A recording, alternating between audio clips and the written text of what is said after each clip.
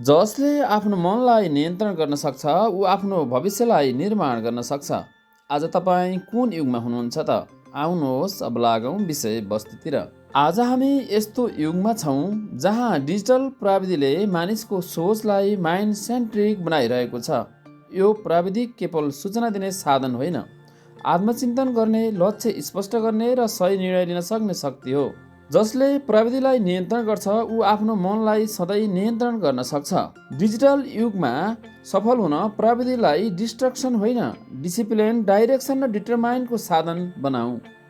यसरी हामीले प्राविधिक युगलाई डिसिप्लिन, डाइरेक्सन र डिटरमाइनको साधन बनायौँ भने पक्कै पनि हामीले हाम्रो भविष्यलाई सुनिश्चित गर्न सक्छौँ, आफ्नो भविष्यमा सुनौलो सपना देख्न सक्छौँ र आफ्नो देशलाई सुन्दर बनाउन सक्छौँ। जसले गर्दा हामीले हाम्रो देशलाई सफलताको मार्गदर्शनमा लिन सक्छौँ। धन्यवाद।